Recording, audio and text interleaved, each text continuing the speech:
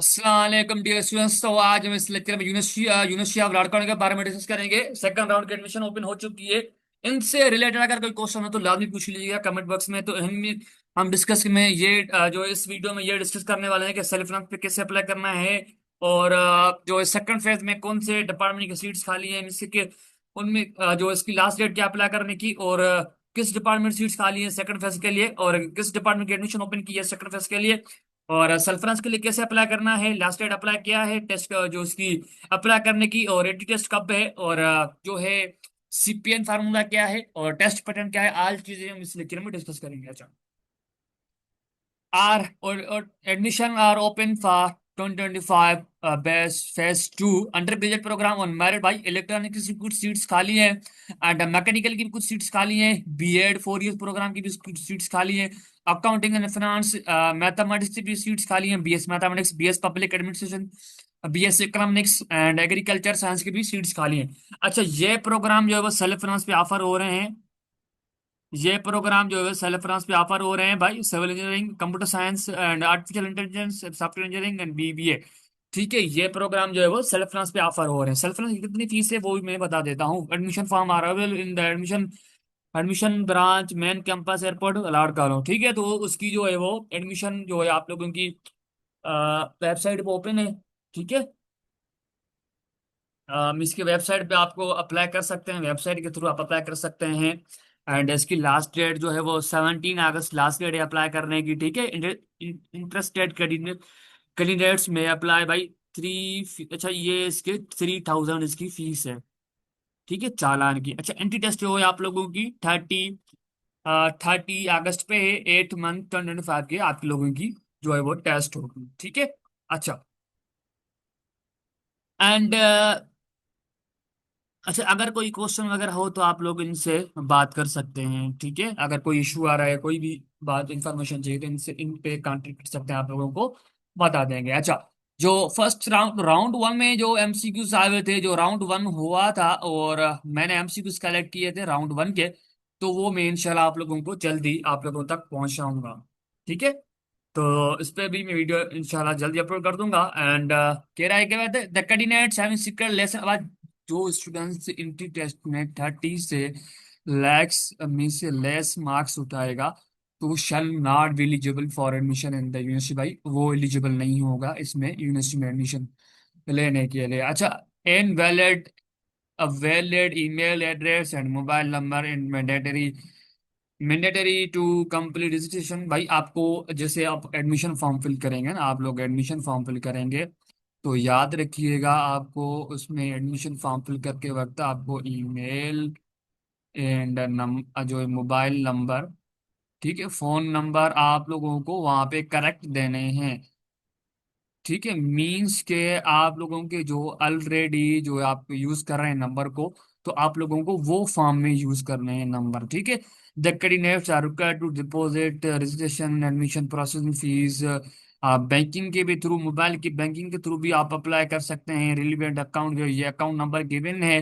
ठीक है, allied bank में आप लोगों को वो जो है वो पैसे भेजने हैं। जनरेटिंग ऑनलाइन चालान जो है वो 3000 ना। अच्छा, वहां पे अब उसकी ये 4000 जो है वो आप लोगों की उसकी फीस थी, तो इन लोगों ने आप लोगों को मैंने अब पहले दिखाया था 3000 थी वहां पे, तो आप लोगों को 3000 पे मीन्स के वो सेंड कर रहे हैं। अच्छा, क्लियरली आप लोगों को कुछ कंफ्यूज होंगे भाई, वहां पे 3000 लिखा हुआ था, यहाँ पे 4000 लिखा हुआ है। भाई ये जो इन्फॉर्मेशन मैं लेके आया हूँ ये आप लोगों की यूनिवर्सिटीज की वेबसाइट्स में मैंने ये इन्फॉर्मेशन उठाई है। ठीक है, तो जैसे आप लोग फॉर्म फिल करेंगे तो वहां पे आप लोगों के पास चालान आ जाएगा, तो वहां पे आप लोगों को पता चल जाएगा भाई आप कितना चालान है वो सबमिट करवाना है। ठीक है। अच्छा, और अगर कोई student candidate applying against seats reserved, अगर कोई स्टूडेंट भाई सेल्फ फाइनेंस के लिए अप्लाई करना चाहता है तो वहां पे आप लोग जैसे आप फॉर्म फिल करेंगे तो वहां पे आपका सेल्फ फाइनेंस का ऑप्शन आएगा, तो वहां पे आपको टिक वी करना पड़ेगा। ठीक है, आप मीन्स के आपको वहां पे टिक करना पड़ेगा।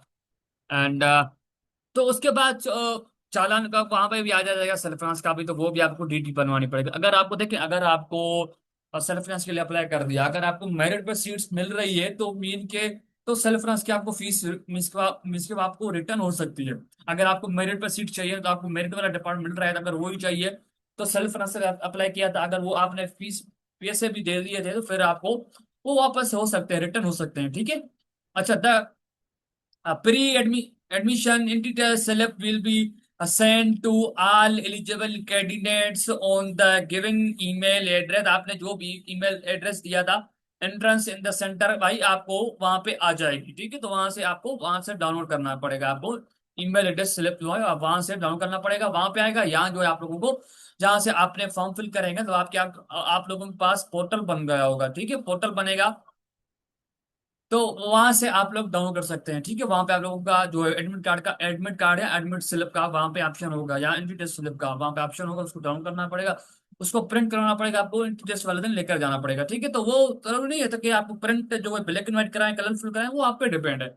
ठीक है, the candidates must print the admit slip and bring the same on the day of the pre-admission entry test along with the original CNIC या बेब फॉर्म। आपको बेब फॉर्म अगर इन CNIC है तो ठीक है, अगर जो है बेब फॉर्म ओरिजिनल आपको एंट्री टेस्ट वाले दिन एडमिट स्लिप के साथ लेकर जाना है। बस ये बातें थी इंपॉर्टेंट। अच्छा, जो स्टूडेंट्स सेल्फ फाइनेंस मींस के जो स्टूडेंट्स ने भाई अप्लाई किया था, उसकी एडमिशन भी हो गई, अब वो जो है एडमिशन कैंसिल करवाना चाहता है, कोई भी इशू है इसको, तो उसको अगर फीस भी पे कर दिया तो आपको 7 डेज के अंदर आप लोगों को क्लास स्टार्ट होने के 7 डेज के अंदर आप लोगों को 100 फीस आपको रिटर्न हो सकती है।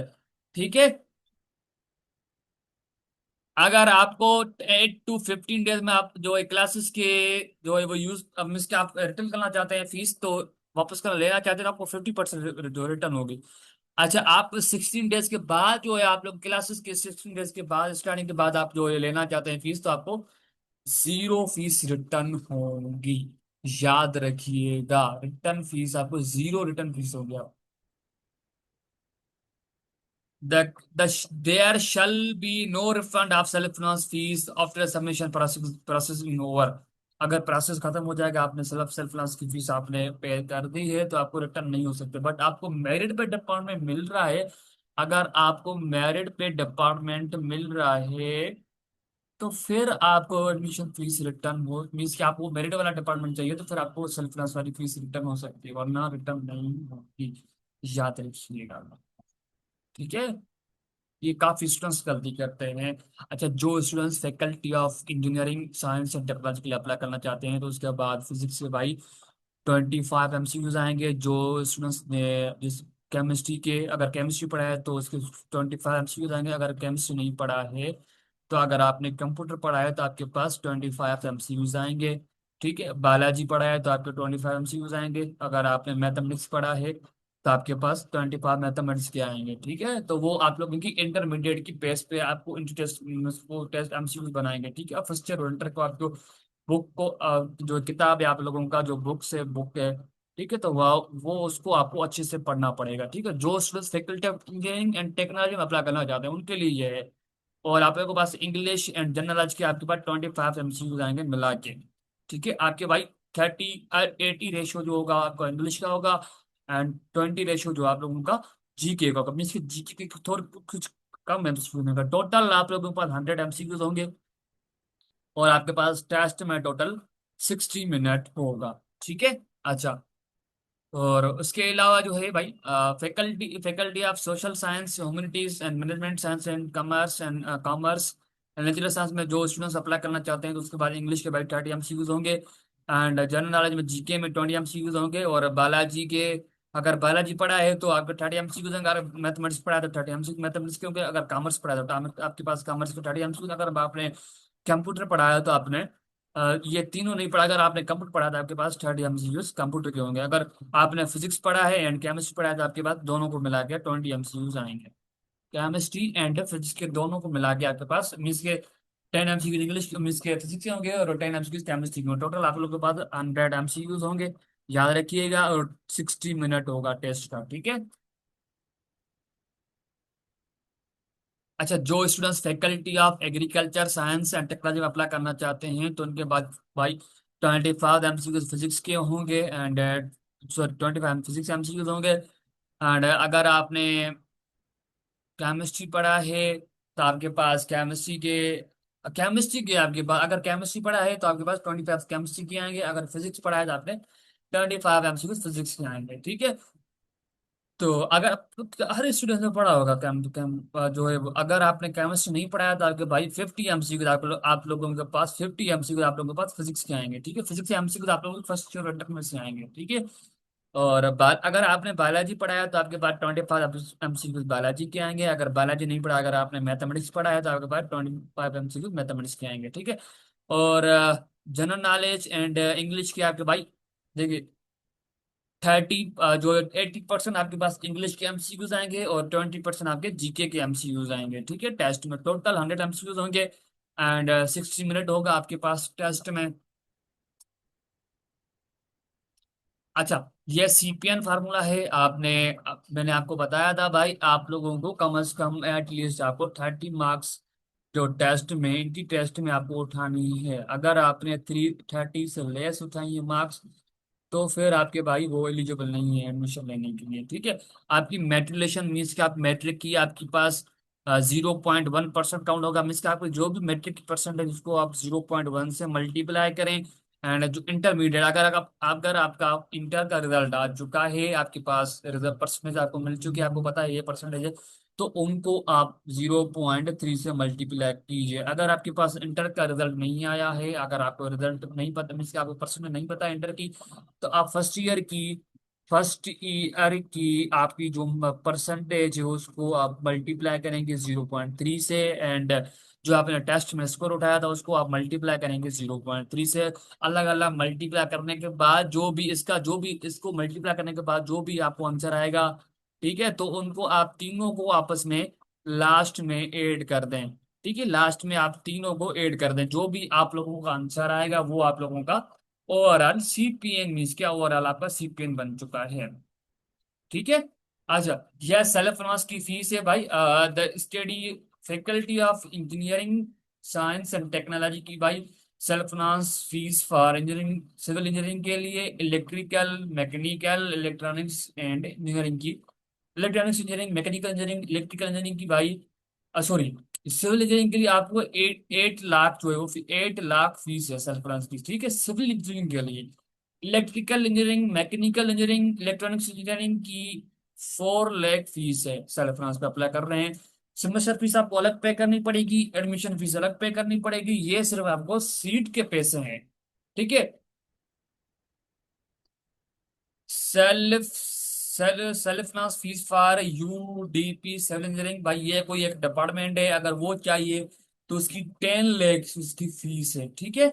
Faculty of management and science and commerce में अगर आपको BPA में सेल्फ फाइनेंस पे सीट चाहिए, या BPA पे सीट चाहिए, या BS अकाउंटिंग एंड फाइनेंस पे चाहिए, या BS इकोनॉमिक्स पे आपको सीट चाहिए सेल्फ फाइनेंस पे, आपको 4 लाख फीस पे करनी पड़ेगी, ठीक है।